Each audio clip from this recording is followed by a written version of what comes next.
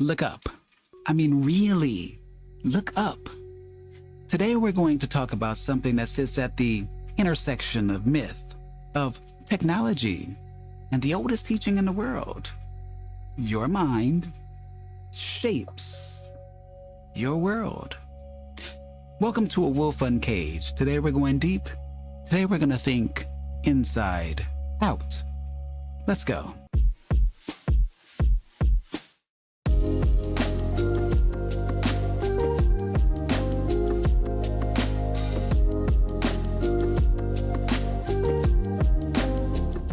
We are creating God in the form of superintelligence. If you just say, what have we imagined God to be? What are its characteristics?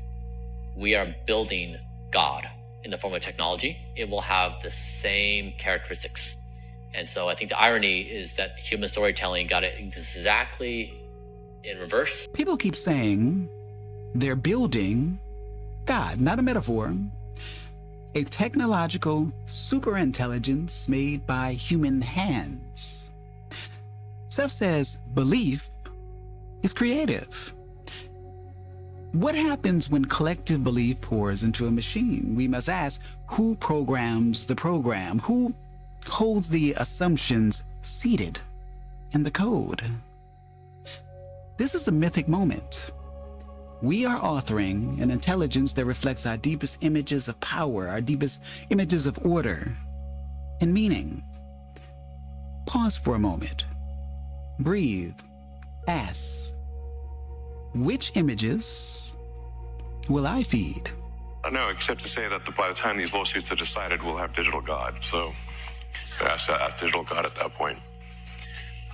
These lawsuits won't be decided before on a time frame that is relevant. Is that a good thing or a bad thing? I think we live, there's that, I don't know if it's actually a real Chinese saying or not, but may you live in interesting times, right? Is apparently not a good thing. Now, Seth teaches that inner states become outer events. Here the story looks reversed. Humans are now building the outer God that will feed back into inner life. If we create an idol, then worship patterns change. If we create a mirror, we will see ourselves and our wounds amplified. Revelation 13:16 says the second beast, which is the false prophet, forced all people, great and small, rich and poor, free and slave, to receive a mark on their right hands or on their foreheads, so that they could not buy or sell unless they had the mark, which is the name of the beast or the number of its name. Those that take the mark, that will be your final decision. Because there is no chance of salvation after you receive the mark. There is no chance of heaven. There is no chance of Jesus, of forgiveness. Why? Because the mark of the beast is AI. The mark of the beast is demonic, Nephilim technology, and it will turn you into a hybrid. Those that take the mark of the beast will be turned into a demonic hybrid. So the video mixed prophecy, it mixed fear and symbol. Seth never said, fear the mark. He said, belief closes you or belief opens you. A mark is not only a chip.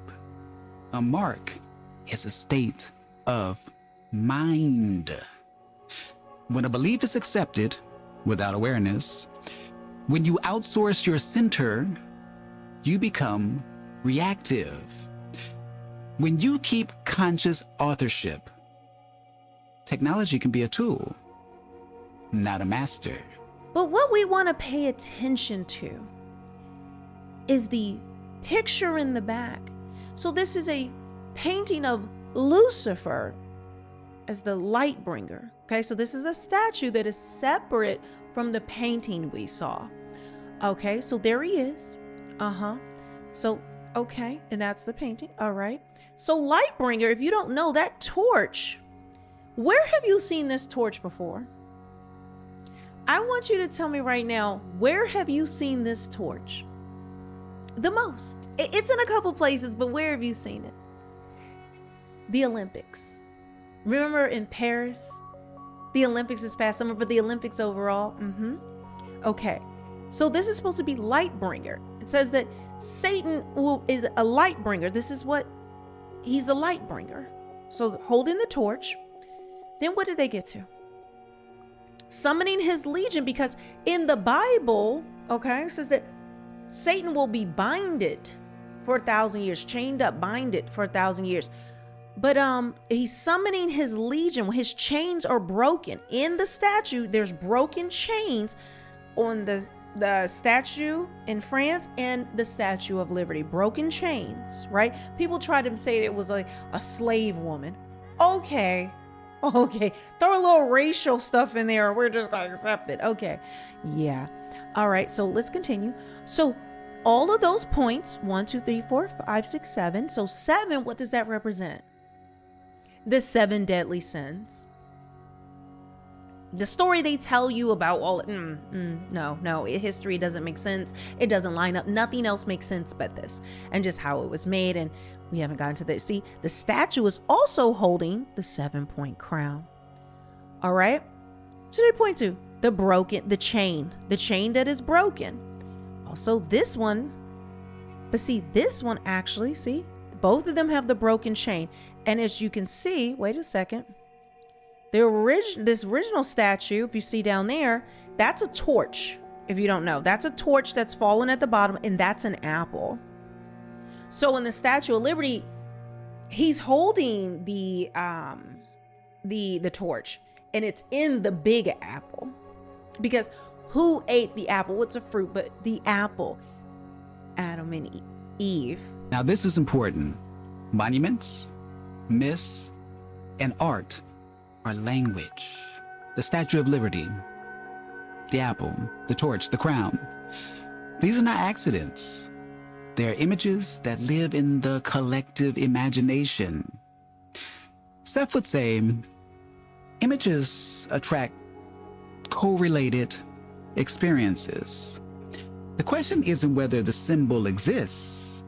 The question is, what do you allow it to mean in you? The Grand Canyon is not just an American sightseeing location. There are strange and dark secrets that lie within. Some have even encountered a gateway to a hidden world. In 1909, the Arizona Gazette published an article about an expedition funded by the Smithsonian. This expedition was led by a man named G.E. Kincaid, and he discovered an ancient underground city within the Grand Canyon. But here is where it gets interesting. This city was filled with artifacts from ancient Egypt, hieroglyphs, statues, and even a pyramid. How did ancient Egyptian relics end up in Arizona over 5,000 years ago? Is it possible that they had access to flight? But it gets even stranger. The Smithsonian seized all the artifacts and shut down any further exploration, which led to 90% of the Grand Canyon being restricted till this day. The canyon is home to numerous hidden caves and tunnels, many holding ancient treasures and technologies. Many adventurers used to report seeing strange lights and sounds coming from these depths. The Hopi tribe, a tribe native to the region, speak of sacred underground cities known as the Sipapu. These cities are believed to be gateways to the underworld, holding powerful energies that should never be disturbed. All this makes us wonder, what else is hiding in the Grand Canyon? This video is about the Grand Canyon, right? Now, he spoke about Memphis, but these things have been found in Memphis, pyramids and all types of things.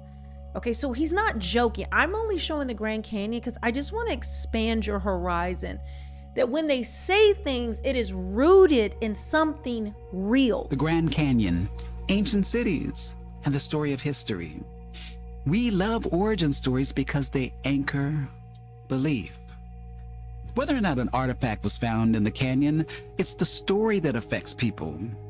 Seth teaches reality responds to meaning. If a story convinces 1,000 minds, it changes fields. So we must become students of story, not slaves to it. Game. I mean, with artificial intelligence, we are summoning the demon. You know all those stories where there's the guy with the pentagram and the holy water, and he's like, yeah, you sure you can control the demon? Didn't work out. Summoning the demon. Now that's dramatic language, but there's a plain meaning to all of this. We put power where we don't watch it. And Seth's remedy is simple. conscious intent, choice, discipline, and inner work. If humanity calls forth something huge, we must answer with equal depth of inner maturity. Everything is being revealed. I'm not even getting into how people are filming themselves on TikTok and then they go back to edit the video. In moments where they're talking, the video just stops and it's like an AI version of themselves that just is moving weird and just doing things like, and it looks like them. Almost, I gotta see the terms of service now that it's brought out. If you are consenting to an AI version of yourself existing, them creating it, and it's a glitch in the system where it's revealing that when you go to edit a video, they're accidentally putting it in. I've seen this in several places, and people show it and they're like terrified of it because they will be talking about something, doing that, and then all of a sudden in the middle of the video, while they're still talking, when they go to look at the edit, they're like, and it's like practicing facial movements. The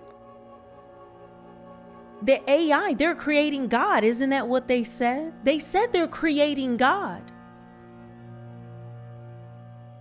You just don't believe them.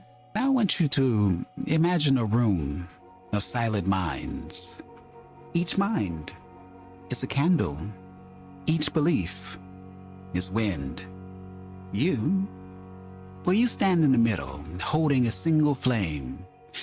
Electronic voices rise in the distance. A machine sings promises of convenience, eternity, relief from death.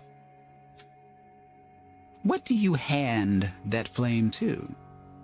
To a circuit? To a corporation? To an idea you half understand? Seth says, the self is a continuous, conscious creator. You are not a passive receiver.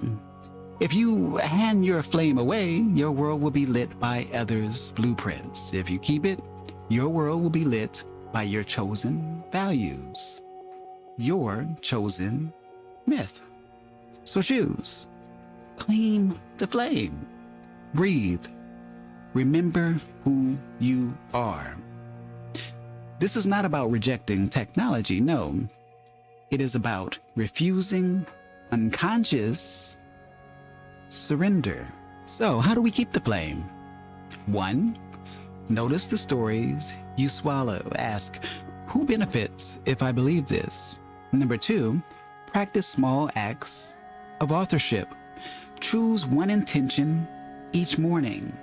3, learn a simple meditation that Seth would approve. Imagine the day as a field. Plant an intention. Water it with attention. Repeat. This rewires the field. A lot of breakthroughs on the medical front, particularly around synthetic mRNA. You can basically do anything with synthetic RNA, DNA.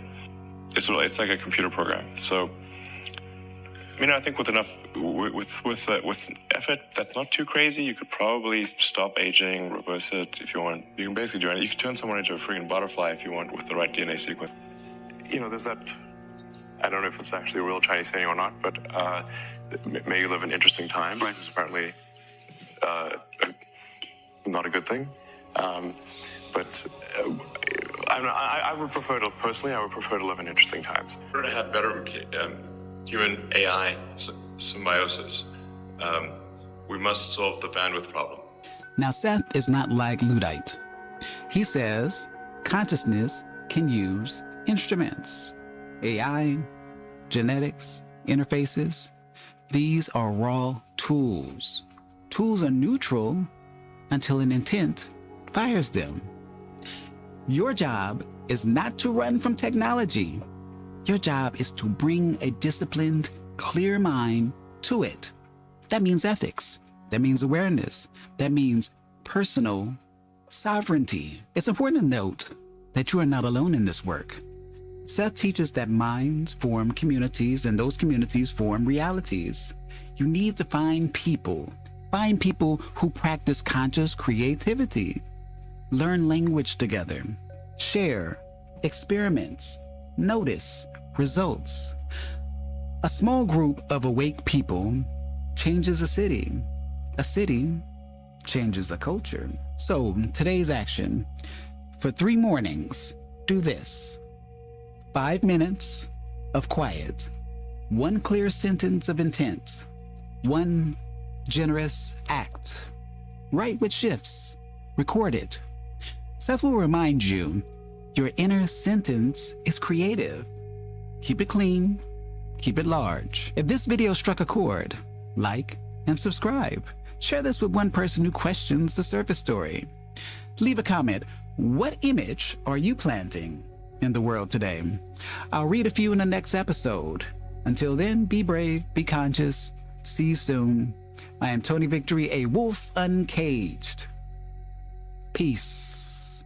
If you found something in this video that sparked a thought, shifted your perspective, or just made you feel more grounded, consider showing some love by buying me a coffee. It helps fuel the channel, keeps the uploads coming, and lets me know that the content matters to you. The link's right below in the description or on my channel banner. No pressure, just appreciation if you're moved to support. And as always, thank you for watching, thank you for listening. I am Tony Victory, a wolf uncaged. Thank you. Peace.